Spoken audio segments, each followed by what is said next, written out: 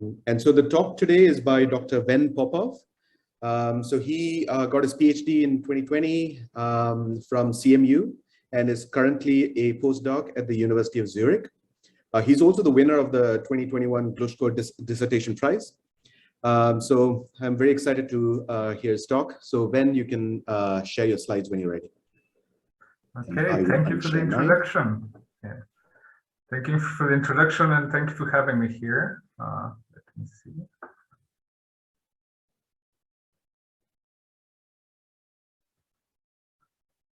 Can you see my slides?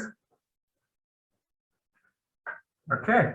Welcome everyone to my talk on the effect of intent on long-term memory. To start with, let's see. Oh, there we go. To start with, I would like everyone here to try to remember your last birthday. Try to recall where you were, who you were with, what you were doing, what kind of presents you received, if any. Now, probably all of you here can remember that event very well, despite the fact that I doubt any of you spent that day sitting there thinking, oh, I must remember what happens today because someone will ask me in the future and I need to remember that information. So what that illustrates is a very basic property of the episodic memory system, namely that it tends to encode all information that we actively attend to and process deeply, regardless of whether we intend to remember it for the future or not. And that brings me to today's question. Does the intent to remember actually affect long-term memory performance? And to answer this question, I will take you to the way less exciting world of memory for lists of words rather than birthdays. This question was actively investigated in the 70s and the 80s in the context of the depth of processing paradigm, in which oftentimes people would be given a list of words and they would be asked to either make a shallow judgment for each word, whether it contains a particular letter or whether it rhymes with something, or they would be asked to make a deep semantic judgment, such as evaluating whether a word is pleasant or not, etc. So here's one example that comes from Hyde and Jenkins. They had 3 different orienting tasks going from deep to shallow. But importantly, they also had 2 groups of participants. One, which is the intentional learning group, were told, in addition to making these judgments, you have to remember the words for a subsequent memory test. Incidental group was exactly the same in terms of the word judgments, but they did not expect the test at the end. And what they found was that if the task is shallow, you see substantially better memory for the intentional learning group relative to the incidental learning group. However, if people processed all information deeply, we see very little to no difference between the intentional and incidental learning group, suggesting that as long as the information is processed deeply, it doesn't matter whether you intend to remember it or not for the future. And this is an effect that has been replicated dozens of times, and it led Craig and Toving, along with other findings in their seminal article, to conclude that it is abundantly clear that what determines recall is not the intention to learn, rather is the kind of operations that are carried out on the items. So this is a very strong and fundamental claim about how episodic memory works. And nowadays it's widely accepted to the degree that we teach it in introductory courses on cognition and memory. So it's important to know whether that's true or not. Now, more recently, Klaus Oberauer and Werner Grief extended these findings to show a dissociation between long-term memory and working memory, in which, just like with the previous studies, they had people do deep processing for every word, and they had between subject manipulations of whether people expected the remember test or whether this was incidental learning. And just like previous studies, when it comes to long-term memory, they found no effect of intent. However, when it comes to working memory, they found that despite the deep processing of all items, those items that people knew they would be tested on, they had a substantially better memory for that. Now, this behavioral dissociation is interesting in and of itself, but also led Oberauer and Grief to conclude that it represents a fundamental functional distinction between working memory and long-term memory, and that namely that Working memory, we all know, is severely limited. The more items you store in it, the more interference you have among them. So intent serves as a kind of a selection mechanism. If you intend to remember something, you protect it from interference by not encoding or not binding items that you're not supposed to remember. In contrast, they argue that long-term memory, at least in its total capacity, is unlimited. And we also never know what information might be useful to remember for the future. So it makes sense for the system to evolve in a way in which, as long as you attend and process information deeply, you remember it all, regardless of the intent to remember. Now, this is a very reasonable argument. However, there's one issue with it. Even though the total capacity of long-term memory might be unlimited, we know that working memory is that long-term memory is limited in the amount of information you can store within it within any particular interval of time. We know that from presentation rate effects, primacy effect, list length effects, etc. And recently, me and Lynn Vrier proposed a theory in which in order to store information in episodic long-term memory, you have to deplete a limited resource that recovers gradually over time. So all of that to say is that long-term memory also requires some kind of selection mechanism in order to make the decision how to distribute these limited resources among learning items. So I was honestly very surprised to learn that intent doesn't matter for long-term memory. And so this was the goal of this entire project, to try to replicate all the findings and determine if and why and when intent helps or it doesn't. And if you're interested in learning more about this, everything that I'm going to talk today is written up and is available as a preprint on SciArchive. So this is not a suspense novel, so I'll give you the answer right away. It turns out that intent matters a lot for episodic memory, but we only find this within subject mixed list experiments, in which instructions to remember are not given on an item by item basis.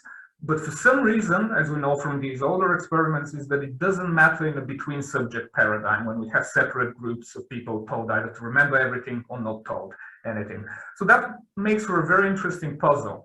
If intent has no effect on memory, as Craig and Tuving argued, why is it that we find that the design of the experiment determines whether such an effect is observed or not? Today I'm going to, to investigate that, I've performed 10 experiments, but for the interest of time today, I'm going to focus on the first and the last experiment. In the first experiment, I'll establish the basic finding that intent matters for within subject experiments. And in the last 3 experiments, I'll show you support for what I consider to be a plausible explanation of these results. If you're interested in various alternative explanations that we've discounted, I'm happy to answer questions about those at the end. So the general method, all 10 experiments were very similar to each other. People studied 1 to 3 different lists of 30 words or word pairs. And for each word, they had to judge whether the word was larger or smaller than a football, or whether the word was larger or smaller than the other words presented on the screen. And people were also told that some of the items on the list will be tested later. And we manipulated that on an item-by-item basis by presenting the words either within a red color or a blue color as well. After the study, there was a 1-minute distraction task to clear working memory. And at the end, there was either a free recall test, a forced choice recognition, or a cubed recall, or source memory, depending on the experiment. And the important part is that with experiments that had more than one list, all lists tested only the remember items, except for the very last list, which there was a surprise test in which people were told you have to remember all items, regardless of the column that was surrounded around there. Okay, so the first experiment was very simple. As I said, people saw a list of individual words or word pairs, and immediately they knew whether they had to remember the word or not. They had to make the semantic judgments, and after the response, they had additional 3 seconds before the next word appeared. If Craig and Tuving are correct, that intent, Oberauer and Grieve, that intent doesn't matter for episodic memory, we, just like in between subject experiment, we should see that as long as these words are processed deeply, it wouldn't matter for recall whether people knew they'll be tested or not. This is exactly the opposite of what we found. So here I'm showing you the results for pairs of words or individual words and the 3 different lists. And here the blue line shows the words that people were told to remember, whereas the red line shows the words that people were told they are not going to be on the test. And it immediately jumps out that on the critical third list, where all items were tested, even though these were words for which people made deep semantic judgments, we see a fairly substantial, almost 50% recall difference between these two conditions. I was very surprised by this, first because we rarely see such huge effects, but this is exactly the opposite of what you find in exactly the same paradigm, but in which you manipulate intent between subjects. So we have yet another mixed list paradox in episodic memory, to join a few others that are there. Now, before I try to explain why we find that distinction, it's useful to look at a few other pieces of the puzzle first. One other piece concerns response times for the semantic judgments during learning.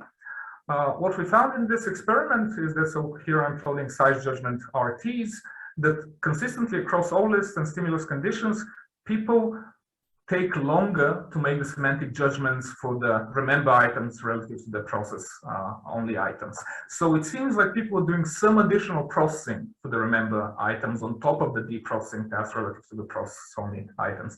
Now, it's very curious that actually, if you look at between subject experiments like Oberauer and Grief, they also find that the intentional learning group spends longer processing the items. However, for some reason in between subject experiments, that doesn't lead to better memory for those items, whereas it does for us.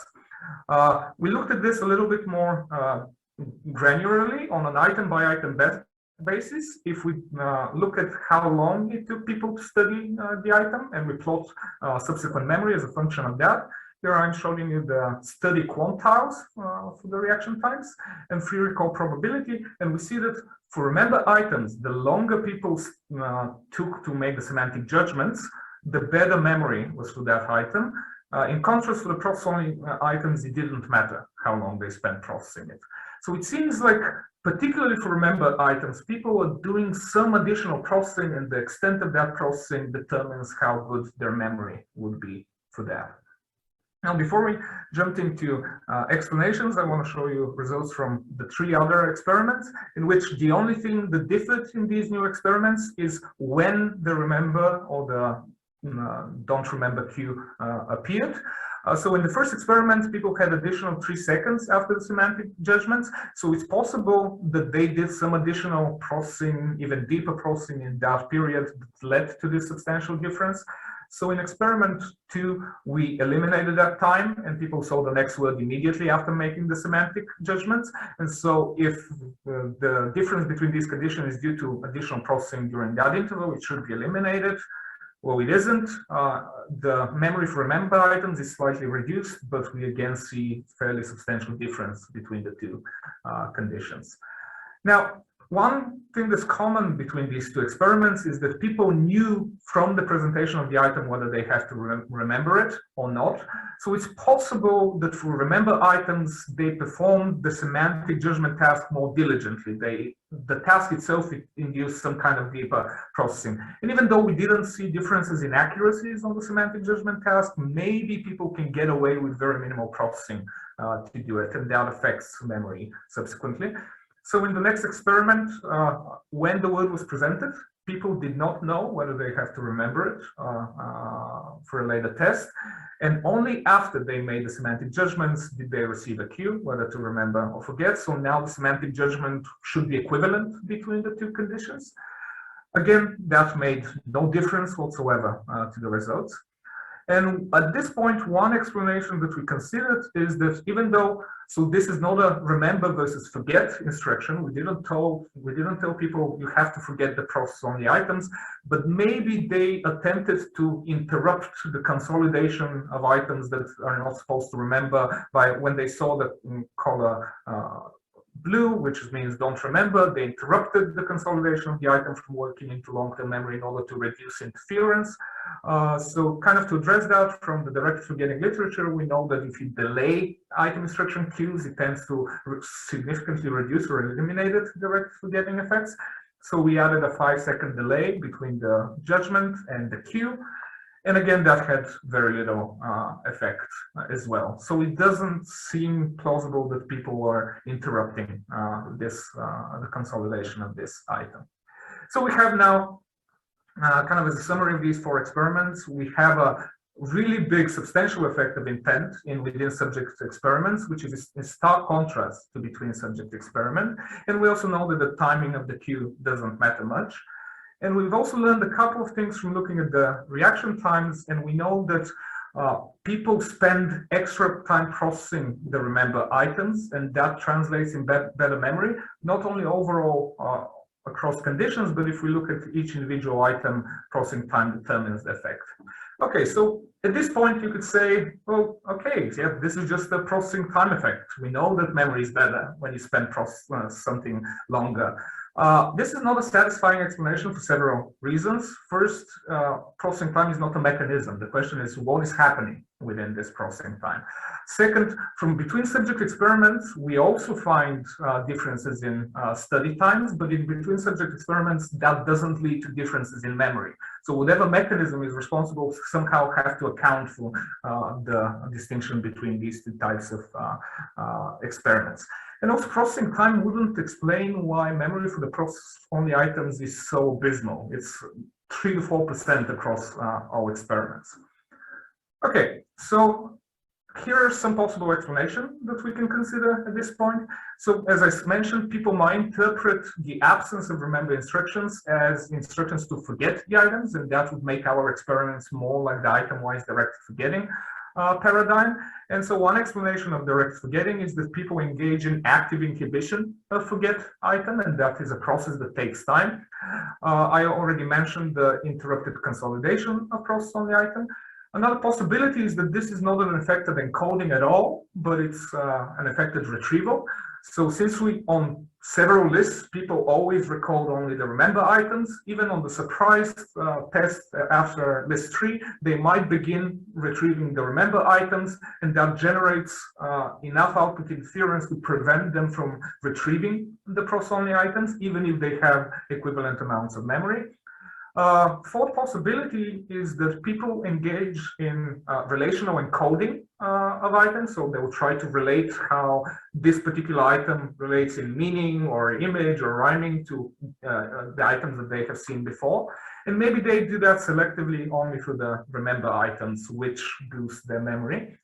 And the final possibility is that Craig and Tulving are incorrect, that intent matters and specifically strengthens item context associations for remember items, although that by itself doesn't explain why the effect doesn't show in between subject experiments, and I'll get to that a little bit later.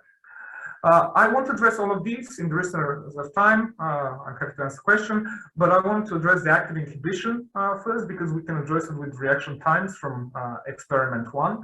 We know that inhibition is an act, if it exists, it's a process that takes time. There are findings in support of that.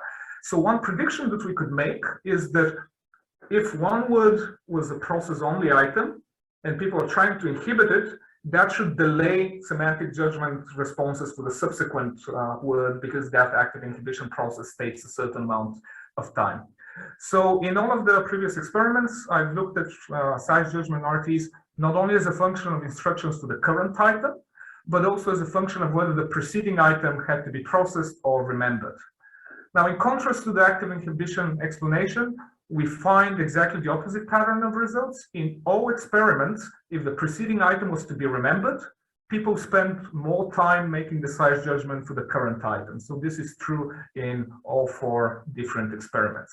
So this suggests that in contrast to active inhibition, people are actually continuing the processing of the previous remember item when the current item appears, and we don't find evidence for active inhibition if inhibition takes amount of time.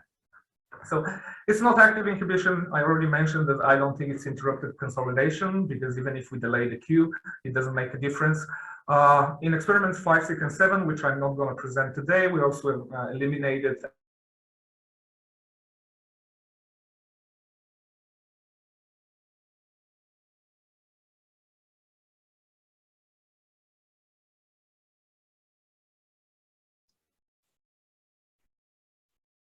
Is Ven's audio and video stuck for everyone?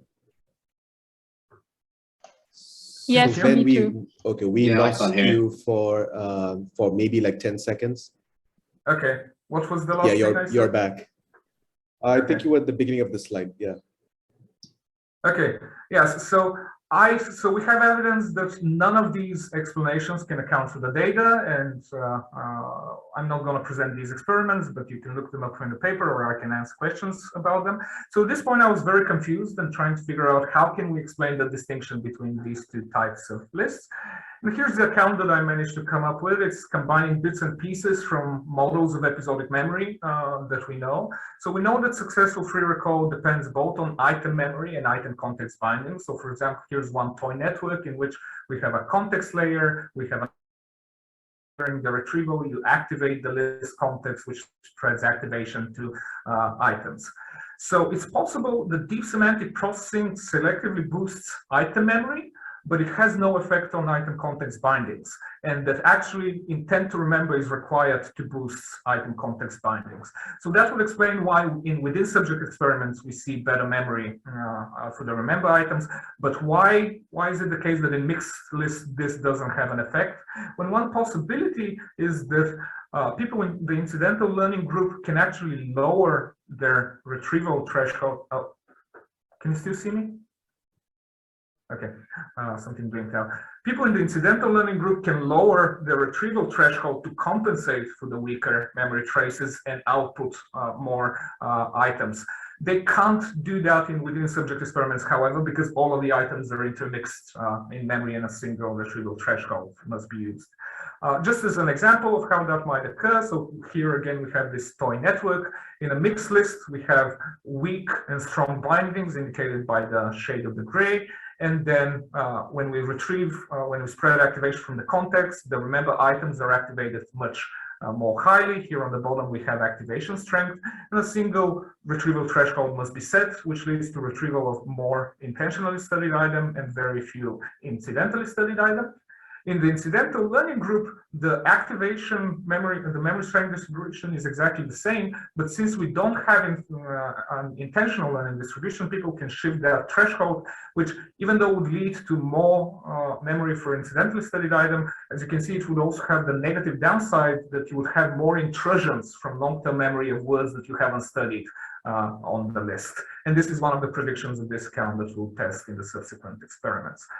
So, to test this count, we have 3 experiments. First, I mentioned that deep processing might be sufficient to boost item memory specifically.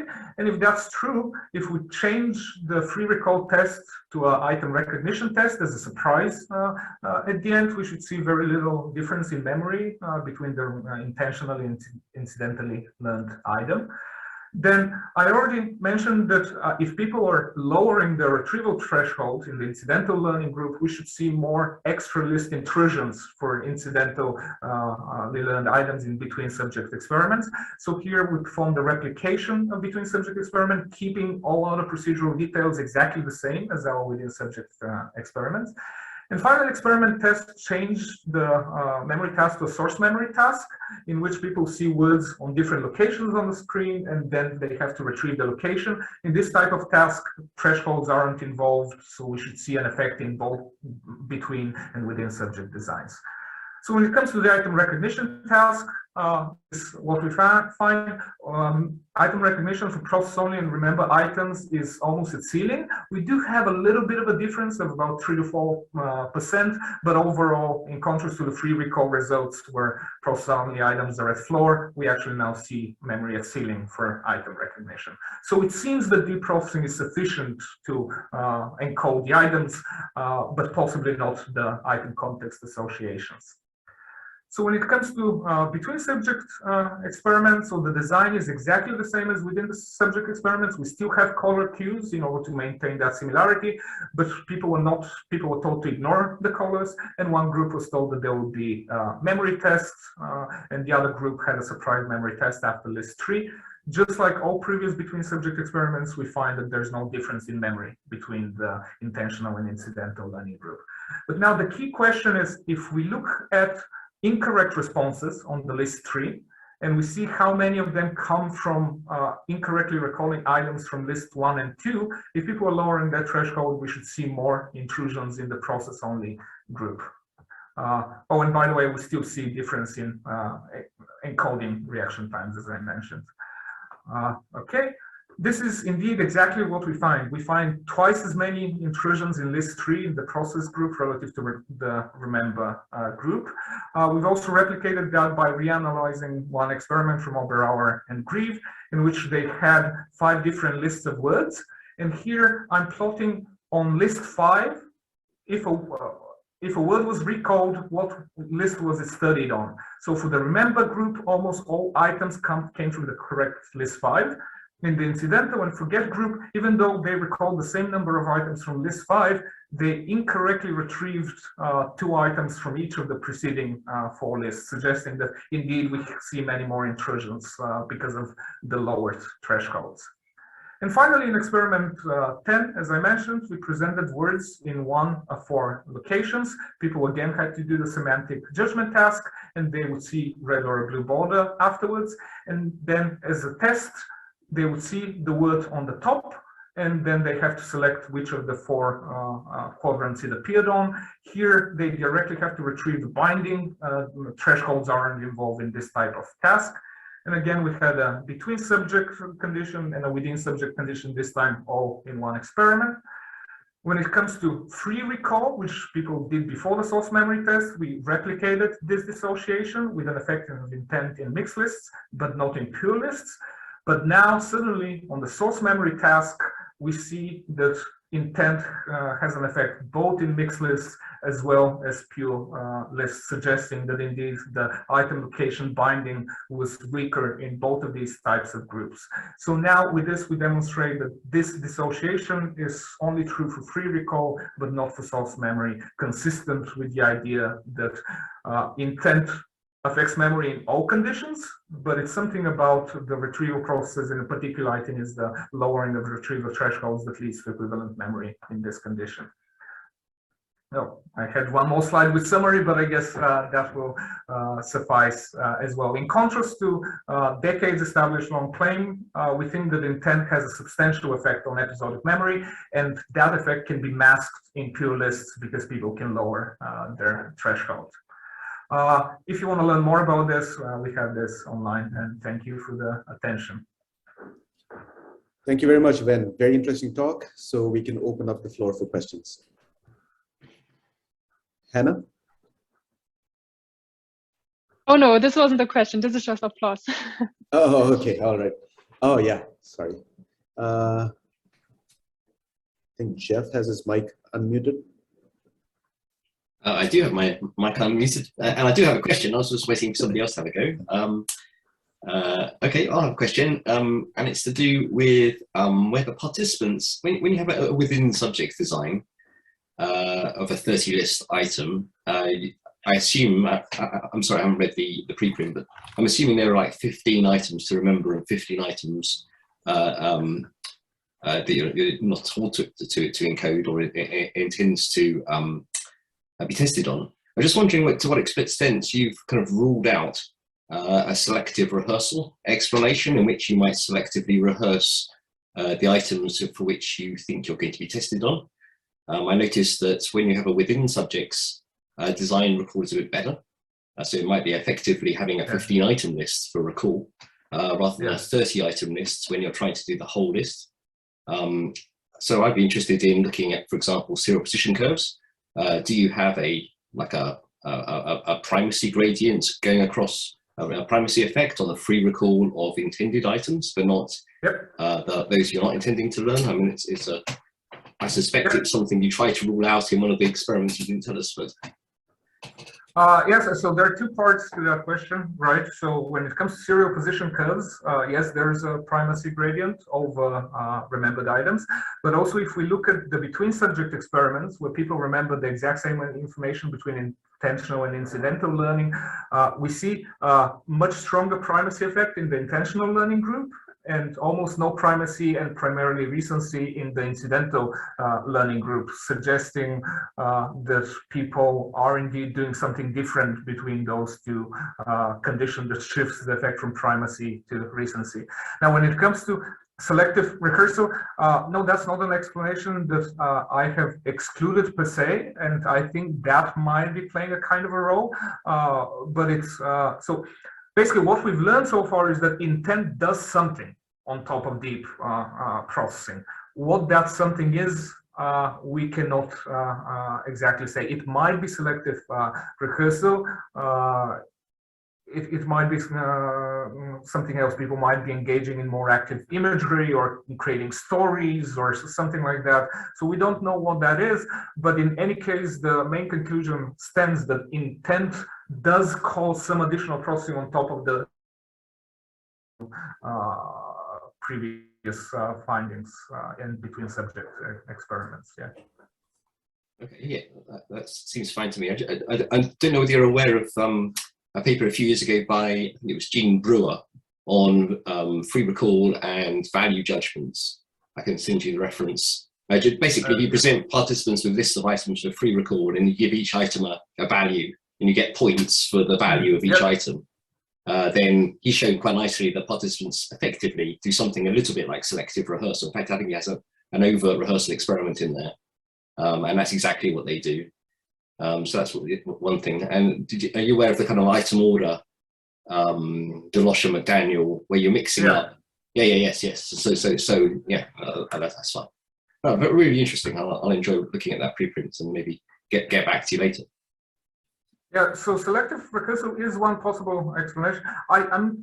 I personally don't think it's that. So for example, in one of our previous paper, we looked at similar item-wise direct forgetting paradigm in which you told either to remember or forget an item. And in that paradigm, I showed that your memory for one item is worse if the preceding item was to be remembered, suggesting that you engage some kind of a limited resource that then is not available for the subsequent item. But importantly, that happened even if we suppress recursal as well. So even though that's a different different experiment, I would bet that we'll see similar effects even if we suppress recursal here. Yeah, okay, and I have to confess that I use the term rehearsal rather behaviorally, so that when I do overt rehearsal experiments, I'm assuming that participants are using quite a wide range of different psychological processes, and they're saying out loud what they're thinking about, but it might not be strictly always, there might be, but not always articulatory rehearsal. They might be imaging or any of these other elaboratively encoding tasks, but they're referring to the thing that they're currently thinking of. So yeah, I'm happy with that. Very interesting. Okay, so I think maybe I'll have a go if there are no other questions. So I have a similar question about relational encoding. So I think you mentioned somewhere that on the process trials that follow remember trials, they get an additional RT. And you thought that that had to do with prolonged processing of the previous trial. But if they're in a relational sort of encoding mode, maybe that extends to the next one somehow. And if so, you should see that in the performance of the process trials that follow the remember trials. So you could rule that out as well, the persistent, relational encoding state. Yeah, so we had it here in one experiment. We changed the semantic judgment task. Rather than having people judge the word relative to a fixed referent, we had them judge every word relative to the preceding word. So we would see tree, car, something, and when you see car, you have to see whether it's smaller or larger than a tree. So in that paradigm, first you make two judgments basically for each word, once relative to the previous item and then the next item relative to it. But this way you're also inducing relational encoding of all items regardless whether they are remember or process only. And so in that experiment we find exactly the same effect, massive effect of intent, even though people are very accurate at making these relational judgments. So yeah, even though they're Yeah, I meant more in the sort of a storytelling thing that Jeff mentioned, right? Because we do know if we ask people about their strategies, especially when you ask them, questions about how they encode word pairs and relate them to each other in those kinds of paradigms, they typically engage in this storytelling sort of mode. So I was just wondering how you discounted that as an explanation. So this is just an analysis that I did yesterday because one of our reviewers of this paper mentioned that as well. So in the final experiment only, we also asked people to report a strategy they had in a free-form text. So we have about 100 participants, and I call it these strategies. We have a nice distribution. About a quarter of people use rote repetition. They said they just kept saying the words out loud until they filled their buffer and then moved on. We had some people create stories. Most try to use some kind of imagery. And if I split the results by these groups, it doesn't make a difference. So we see the same difference between process only and remember items of the same size, regardless of whether people engaged in story, imagery, or rote repetition. So this is just a preliminary analysis. I'm not exactly sure what to make out of it, but I think on the surface, at least, it seems that it doesn't matter exactly what people are doing, just as long as they're doing something additional to the remember items. Okay, cool, thanks. I think we'll take one more question from Deborah. Hi, Ben. Really, really interesting talk, and I look forward to reading your preprint. The question that you were asking is one that has troubled me for a number of years in my research on the effect of emotion on free recall, where I kept seeing the same pattern of a mixed list advantage for multiple items, but there was no difference when the lists were blocked. We then extended the same paradigm and saw that for reward. So similar to the paper that Jeff mentioned, where people are rewarded for more money for remembering some items and not others. So it looks like there's a really ubiquitous list composition effect for any item that you have a reason to elaborate on, regardless of what that reason is. Now, you did mention item context binding effects, but that wasn't a model that you used. I found it very useful to account for list composition effects because it just the finding that you describe where there's only an advantage in mixed lists just falls out of that model, because if there's competition at retrieval and all items are strongly bound to their context, then you don't get any advantage in the pure list results, and it's something that's very easy to model. So could you say a little bit more why you discounted these kind of explanations for your data?